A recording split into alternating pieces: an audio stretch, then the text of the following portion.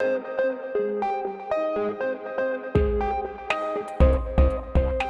is an exciting day. Welcome to the new 900 South.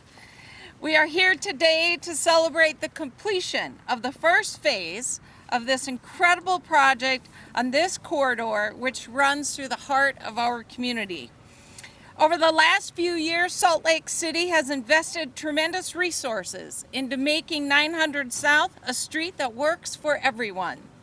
Today alone, we are marking this occasion with a ceremonial placement of signage for the improved 9-line trail and a reading of a community-inspired poem which is stamped in the sidewalk right here, which we will reveal later. Right in front of the most noticeable feature of this project, the roundabout, which is designed to help ease traffic flow in this area. Central to the new 900 South is safety for all, improving access to business, integrating art, creating trail connections, and of course, fixing the road itself. And just as a reminder for you, the new express route, our Route 9, is now making its way up and down 900 South, bringing transit service to this area every 15 minutes. Just as Route 9 now connects the east and west sides of our city, so will the improvements on the new 900 South. Because as I mentioned before, this is just phase one. In spring of 2020, using the voter-approved Funding Our Future bond, the city will begin work to extend this road transformation from 900 West to 900 East, including extending the 9-line trail. When completed, the new 900 South will be a beautiful ribbon from the Jordan River to East High School.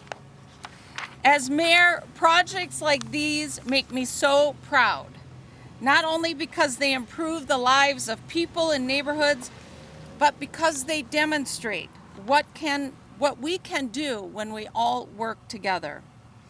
So many different departments and agencies came together to make this transformation a reality.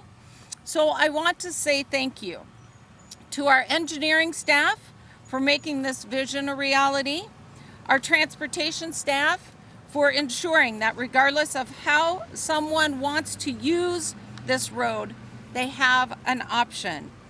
Parks and Public Lands for keeping the dream of the 9-line alive and well and making it a reality.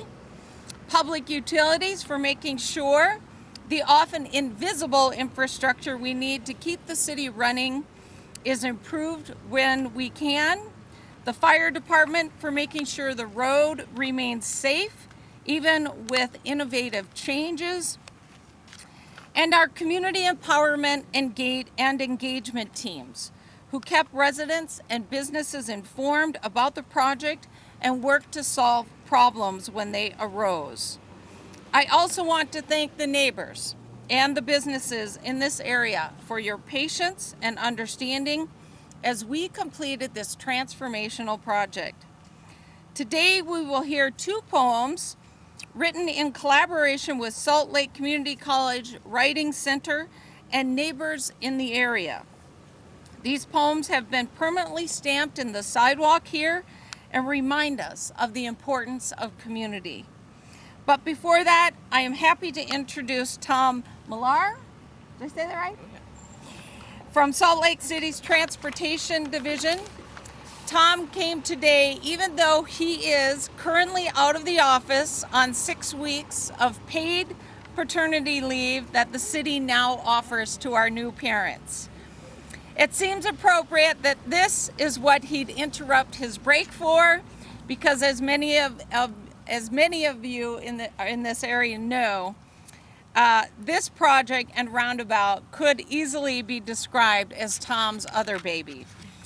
Following Tom, we will hear from Councilmember Valdemoros, and then we will do a ceremonial placement of the sign and hear a reading of the poetry from Catherine Allred and Masha Shukovich of Salt Lake Community College. So I'm going to turn the time over to Tom.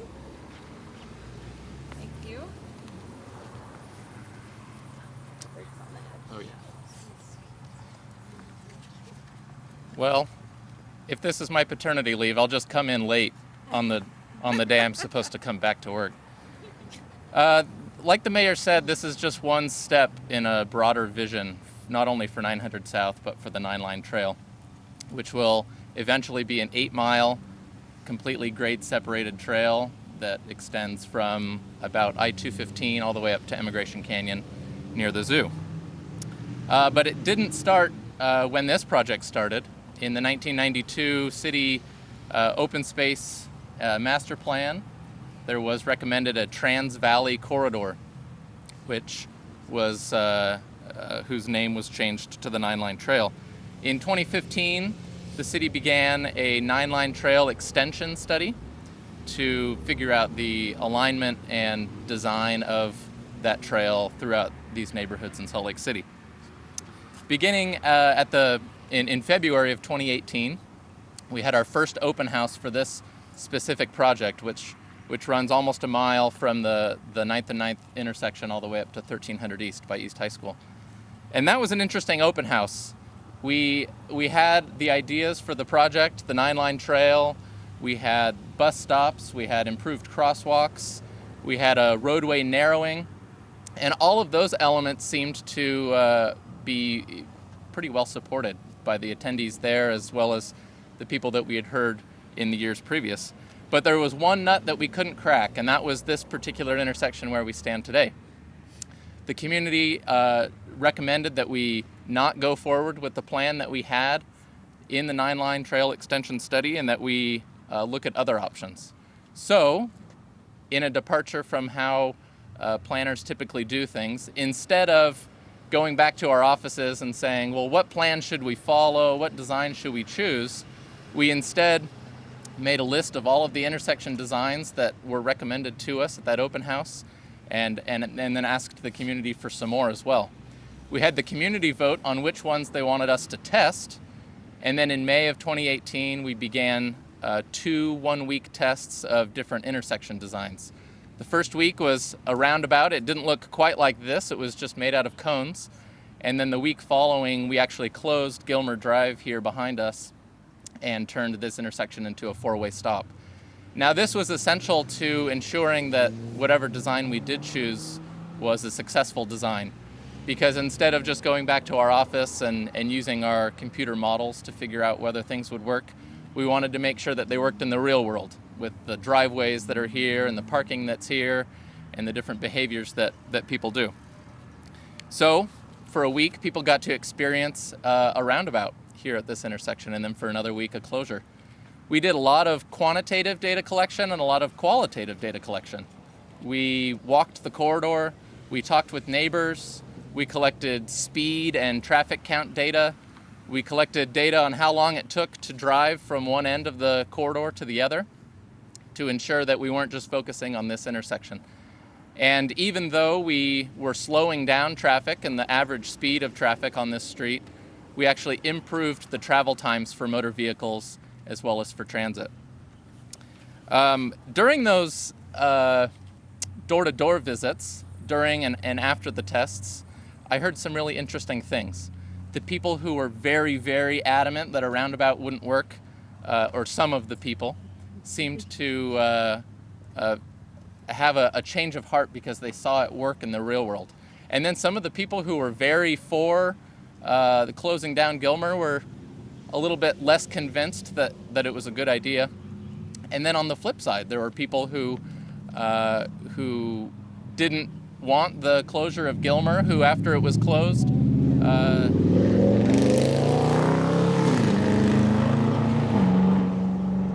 we'll take a pause. Great. That was a good pause. After it was closed, saw their kids playing in the street and saw the many benefits that came from that. And truly, I feel like the process was something completely different, not only for the city, but for its residents as well. That we could test something in the real world, determine the benefits, the drawbacks, the advantages, and make an informed decision. So after that test, we went back out to the community and we asked them which one worked best. And if neither of them worked, then which option that they would suggest. And overwhelmingly, the community, both locally here and regionally, supported this 5-leg roundabout. And that's what we proceeded with. So after 2 years of consulting the public and doing continual outreach nearly every week of every month of the last 2 years, why did we do it? Well, we did it because with the community input and with the community in the driver's seat, we truly have made this street a lot better. Not only a lot better than it was, but a lot better than it could have been. We've created, as the mayor mentioned, safe and equitable transportation options for everybody, regardless of whether you're driving or riding a bike or taking the bus or walking. And I'm glad that now this street will work better for everyone, including me, including you, and including little Miriam here. The goal, at least in my heart, this isn't written down in any plan, is that the 9 line will be complete by the time she's up and at 'em on a bike and we can ride up and down the trail and enjoy it as a family. Thank you for all of your input, for all of your time, for your energy, and for making this street better for everybody.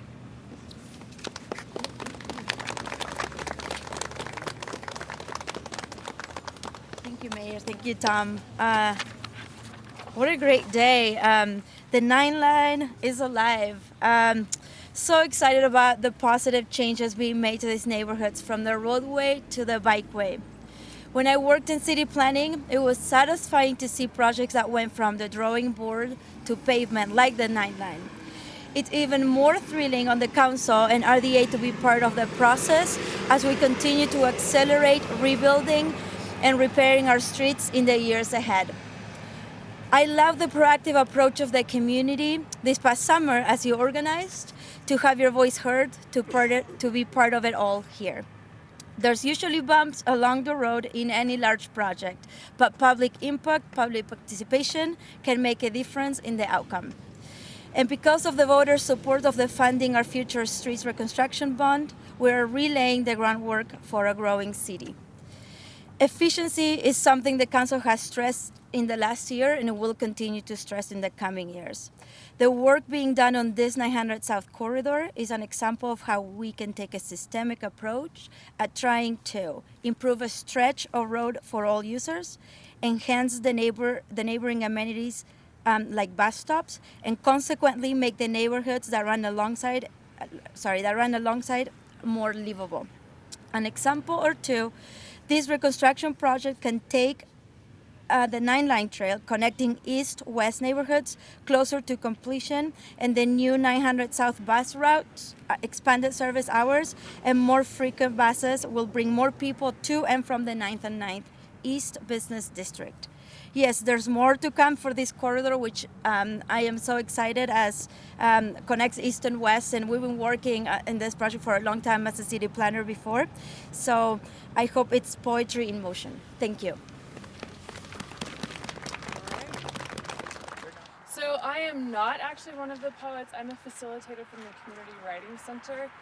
We had community members who live in the area come together and write this poem truly as a communal effort. It was a little bit wild. We didn't know how it was going to turn out when we got started, and it was really amazing to watch as it all came together, and they really worked together to come up with this. Sheltered by trees, nurtured by pioneers past and present, what joyous artisans dreamed these connections we love. And this is the second poem that was co-created by the community members. Elms and poplars speak as you walk by. A tapestry becomes a community, a joyous circle of inclusion and diversity. Walk with us. Woo!